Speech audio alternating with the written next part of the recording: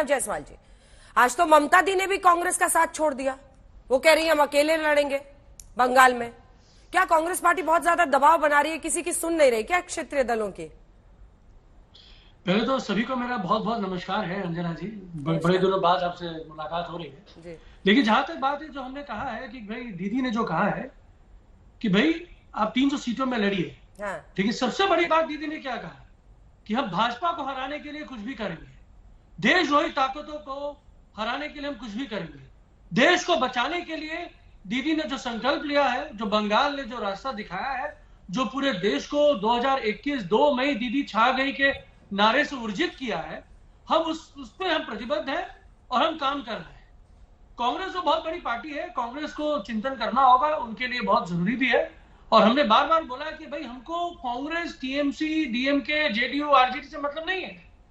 हमें जिस तरीके से बहरूपी जनता पार्टी जो है, जो बरगलाने वाली पार्टी पूरे देश में जो है, जो देश को काबिज करने वाली पार्टी है, जो देश की जो अस्मिता, जो देश की अखंडता को चूर चूर करने वाली जो पार्टी है, उसको निस्तनाबूद करना है। और देश को बचाने की लड़ाई में हम संकल्पबद्ध हैं और हमारी नेत्री ने वही संकल्प ले रखा है और हम हराएंगे। और कांग्रेस को जो लोकल जो नेता है इनके, जिसने भ्रमित कर रखे हैं नेशनल कांग्रेस पार्टी को, तो इन दोनों को अपनी स्ट्रैटेजी को बना लेनी पड़ेगी और अपने एनालिसिस कर लेने पड़ेंगे। मानव और जी, आप आइए। मानव जी, बीजेपी अपनी पहली लिस्ट तैयार कर रही है। अभी आप लोगों की सीट शेयरिंग की फाइल लटकी हुई है। आप लड़ रहे हैं आपस में। पंजाब में कह दिया है 13 सीटों पर हम अलग लड़ेंगे, यहाँ 42 पे ममता कह रही है हम अलग लड़ेंगे, वहां अखिलेश यादव कह रहे हैं ना मुझे कांग्रेस बुलाती है ना बीजेपी, यानी 80 में भी मामला खत्म। आरएलडी को 7 सीटें उन्होंने दे दी हैं। ये 162 सीटों प्लस 13 सीटों पर, अगर ये लगभग 175 सीटों पर आप लोग गोल गोल चल रहे हैं और इधर मंडल प्लस कमंडल हो रहा है, इसकी गंभीरता आप समझ रहे हैं कि नहीं? 2 लाइन में जवाब। देखिए दो अलग अलग विषय हैं। जहां मंडल कमंडल हो रहा है, पूरा देश जान गया कि भारतीय जनता पार्टी जो बहरूपी जनता पार्टी है किस तरीके से पीठ पे वार करती है। पहले ये मंडल कमंडल की बात करते हैं, आरक्षण तो होगा ही नहीं क्योंकि सरकारी संस्थाएं रहेंगी नहीं। और ये तो अति पिछड़े को छोड़ दीजिए, अब ये तो इकोनॉमिक सेक्शन में आ गए, economically weaker section, EWS scheme. इसका मतलब क्या है? ये अपने में बरगलाने वाली बात है। और देश भावुक हो सकता है, बेवकूफ नहीं हो सकता। हमारा देश बहुत भावुक देश है, वो हम मान सकते हैं, लेकिन बेवकूफ है ये। धीरेन जी आपका जवाब इसमें ना रहे जी। और जल्दी से बात है कांग्रेस की। रुक जाइए अब धीरेन जी आपका जवाब, उसके बाद से तो जी। मानव जी, सबसे पहले तो आप ही के नेत्री ने कहा है कांग्रेस पार्टी को जो भारतीय जनता पार्टी से डरते हैं वो लोग काफिर हैं। अब ये कांग्रेस के लोग जाने कि उनको काफिर कहा गया है। तो आप लोग अकेले में जो कर रहे हैं गठबंधन के नाम पर, आज बंगाल में आप क्या करना चाहते हैं? अकेले चुनाव लड़ करके लोगों को आप बताना चाह रहे हैं कि इंडी गठबंधन कुछ है नहीं, उस पर मुझे जाना नहीं है। और मैं अभी कर्पूरी ठाकुर जी के बारे में चर्चा कर रही थी आप। कर्पूरी ठाकुर जी सादगी के मिसाल थे। अंजना जी, नीतीश बाबू ने कहा है कि हम उनसे वंशवाद को नहीं आगे बढ़ाया, उनसे सीखा। आज कहां पे जाके बैठे हुए हैं? वंशवाद को तो बढ़ा रहे हैं वहां। आप बोलिएगा ये बात, भ्रष्टाचार। धीरेन जी आप बोलिएगा ये बात, हमको बोल, अपनी पार्टी को तो देख लीजिए। मतलब ये गजब है पॉलिटिक्स में, मतलब अद्भुत धीरेन जी। रामविलास पासवान जी की पार्टी, जिस पर कब्जा उनके सुपुत्र का, चाचा, सारा तो परिवार ही है। पूरी पार्टी आपका परिवार है और आप ज्ञान दे रहे हैं परिवारवाद पे। मेरी लाइन कंप्लीट होने दीजिए। बोलिए। कह रहे हैं कि भ्रष्टाचार को बढ़ावा दे रहे हैं। वंशवाद से ज्यादा खतरनाक भ्रष्टाचार। एक तो वंशवाद को भी बढ़ा रहे हैं, भ्रष्टाचार को भी बढ़ा रहे हैं वंशवाद के सहारे, और उसके साथ बना के सरकार चला रहे हैं। और वो आदमी कह रहे हैं कि मैं कर्पूरी जी की बातों को मानता हूँ, मैं उनके आदर्शों पे चलता हूँ। ये तो खुद अंतर्द्वंद में फंसे हुए नीतीश जी कहना क्या चाह रहे हैं, कर क्या रहे हैं?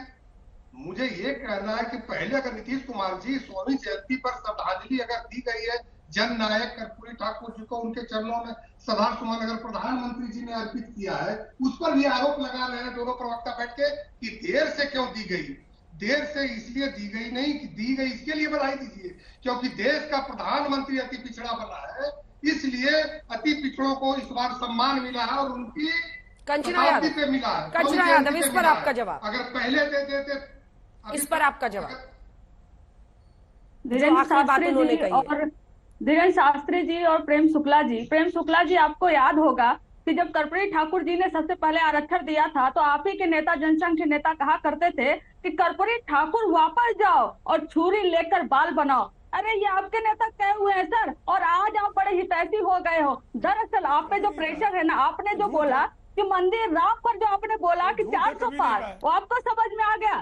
सुन लीजिए, मैं लास्ट में बोल रही हूँ, 1 मिनट बोलूंगी, वही मौका मिलेगा। आपको मालूम हो गया कि अरे सुन लीजिए सर, अभी इतना गंदा भाषण, एक बयान और है वो मैं बोल नहीं सकती नेशनल टीवी पर, वो नेशनल टीवी पर मैं बोल नहीं सकती, आपको पड़ जाता। झूठ बोल रही है, रिकॉर्डेड झूठ बोल रही है। रिकॉर्डेड झूठ नहीं बोल रही है आप। फिर से मैं कह रहा हूं, जनता पार्टी की सरकार थी, जनसंघ उसमें विलीन थी। ठीक है, पूरा कर ले दीजिए प्रेम जी। आर्टिकल नहीं, जनसंघ उसमें विलीन थी, आप झूठ बोल रही है। नहीं, झूठ बोल रही है, शर्मनाक जनसंघ के लोग शर्मनाक झूठ है, शर्मनाक कर रहे हैं बात, और यही कांग्रेस के लोग बोल रहे थे। प्रेम जी पूरा करने दीजिए, प्रेम जी मैं आपसे जवाब लूंगी, उनको पूरा करने दीजिए। शाउटिंग मैच नहीं प्लीज, पूरी कीजिए। जो इनके प्रेसिडेंट हैं बीजेपी यूनिट के, आज नीतीश बाबू ने कहा है कि ये सिखाते थे कर्पूरी ठाकुर, और उन्हीं से उन्होंने सीखा है परिवारवाद के खिलाफ। कहीं आप लोग पर निशाना तो नहीं साध रहे थे, क्योंकि आपकी पार्टी भी तो एक फैमिली की लिमिटेड कंपनी है।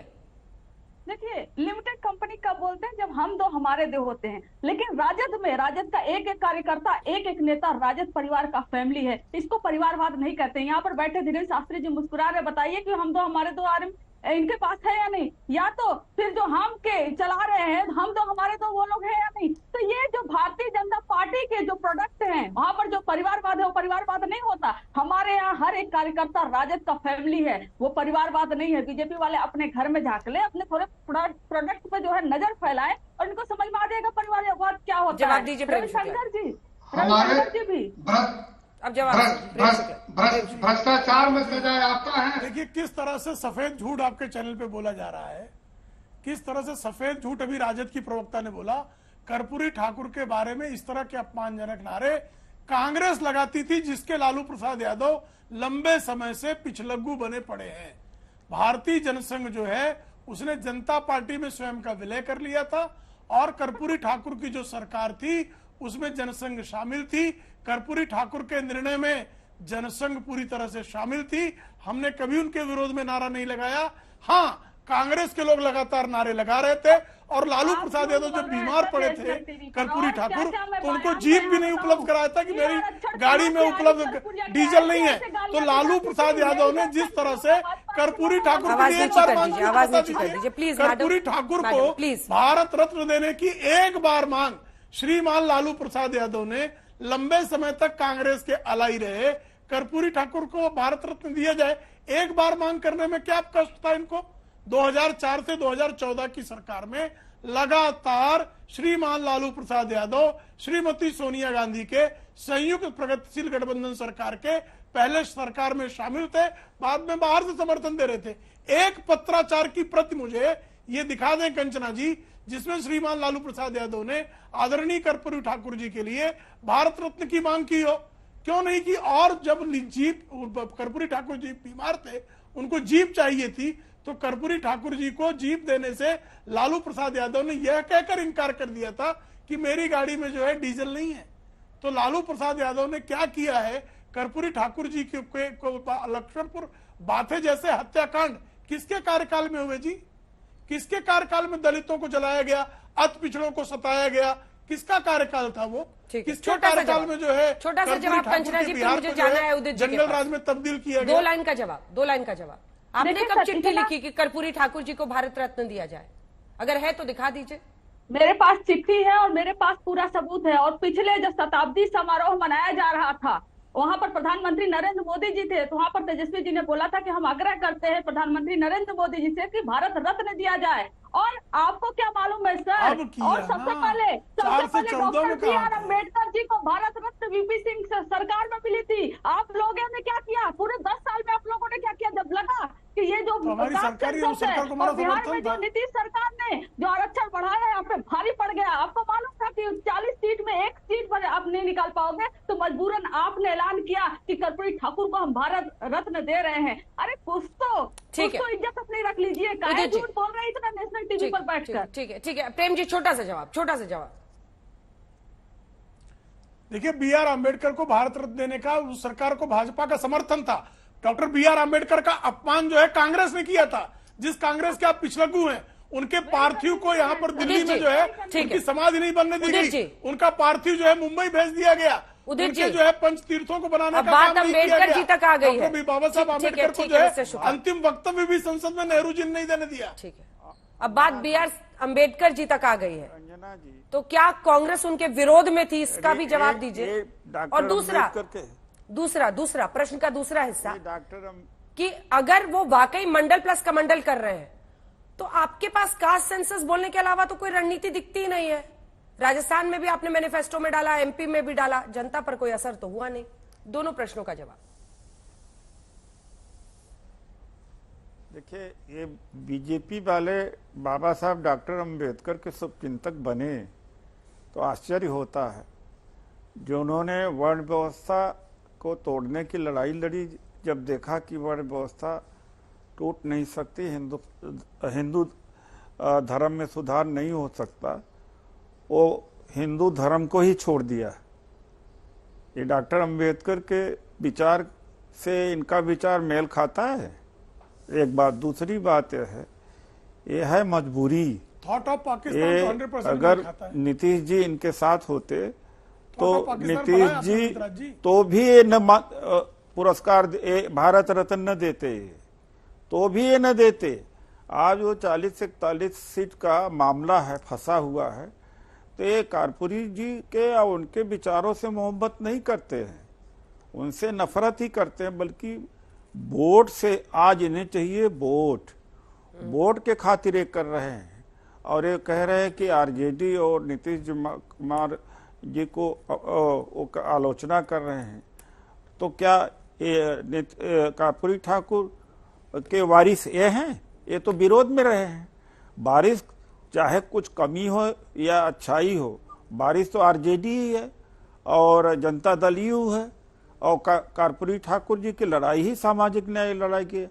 आपके तो हिंदू मुसलमान की लड़ाई है, आप कहां से इसमें आ गए? ठीक है, हम आपकी मजबूरी को समझ सकते हैं कि बिहार में आप सीटें नहीं मिलेंगी, कैसे देख लीजिए, मजबूरी बस, समझ लीजिए। काम अच्छा 1953 में अच्छा काम डॉक्टर बाबा साहब आम्बेडकर ने कहा था कांग्रेस एक जलता हुआ घर है। उदित जी जवाब। डॉक्टर बाबा साहब आम्बेडकर ने 1953 में कहा था कांग्रेस एक जलता हुआ घर है, जो इसके साये में भी खड़ा हो जाएगा वो जलकर खाक हो जाएगा। डॉक्टर बाबा साहब आम्बेडकर के पार्थिव को कहीं दिल्ली में समाधि के लिए जगह न देनी पड़े, इसलिए नेहरू जी ने आनंद फानन में उनका पार्थिव मुंबई भेज दिया था। और इंदू मिल जो है उसके भूखंड जो है लगातार वर्षों की मांग के बाद भी डॉक्टर बाबा साहब आम्बेडकर के स्मारक को नहीं समर्पित किया गया। आदरणीय नरेंद्र मोदी जी के नेतृत्व में इंदू मिल में भव्य दिव्य स्मारक जो है डॉक्टर बाबा साहब आम्बेडकर का बना। लंदन में रहकर जहाँ उन्होंने पढ़ाई की, उसको भी जो है अब देखिए अंजना जी लगातार बीच में कर रहे हैं, इनका रेखना ठीक नहीं है, जनता भी नहीं सुन पाती है, आवाज ऊंची कर दीजिए। ठीक नहीं, शुक्ला जी पूरा कीजिए, फिर उदित ठीक नहीं है। उदित जी डॉक्टर बाबा साहब आम्बेडकर को बारंबार अपमानित करने का काम कांग्रेस ने किया। उनके पार्थिव तक को जो है दिल्ली में नहीं रखने दिया गया, उनको बार बार चुनाव में हराया गया। उनका जो अंतिम वक्तव्य था जब उन्होंने इस्तीफा दिया विधि मंत्री के पद से, तो त्याग पत्र पर स्टेटमेंट भी श्रीमान नेहरू जी ने लोकसभा में नहीं रखने दिया, ये संसद में नहीं रखने दिया। ये उनका बारंबार अपमान था। और इसलिए स्वयं डॉक्टर बाबा साहब आम्बेडकर ने कहा कांग्रेस एक जलता हुआ घर है, जो इसके साये में भी खड़ा हो जाएगा वो जलकर भस्म हो जाएगा। आप तो कांग्रेस में घुस गए हैं और आप स्वयं जो है जस्टिस पार्टी जब आपने स्थापित की थी उस समय आपने कांग्रेस के विरोध में क्या क्या कहा है। अगर आपको आज भी राहुल गांधी कोई पढ़ा देगा तो राहुल गांधी आपकी तरफ देखना भी बंद कर देंगे, क्योंकि आपने नेहरू जी के लिए अपशब्द अभद्र शब्द लिखे हैं, आपने गांधी जी को गरियाया है, आपने पूरी कांग्रेस को जो है लगातार जातिवाद का जहर घोलने वाली पार्टी बताया है। ठीक है, आप कहें तो आपके पुराने लेखों का संग्रह मैं भेज दूं आपको। नहीं होगा तो आपके हिंदू धर्म को ही छोड़ के चले गए, आप कहाँ बात कर रहे हो जी, अभी भाई? हिंदू धर्म आपके को जा रहे हिंदू हैं। धर्म ही छोड़ के चले अब गए देखिए, हो ईसाई आपके मिशनरियों वजह की- से, ये आपकी तो विचारधारा की सुल्तान वजह की से। किसी सुपारी ये आप कहाँ से कहाँ एक दो घटना को आप उद्धृत करके अरे प्रेम शुक्ला जी, आप उदित जी का काम करने में क्यों लग गए हैं? को लड़ाने की कोशिश अरे करते उनका हो। काम तमाम करने में अरे क्यों लग गए डॉक्टर हैं? पहले अम्बेडकर का बीजेपी में पुतला थे, आप अब लोगों ने कांग्रेस जलाया में था। है।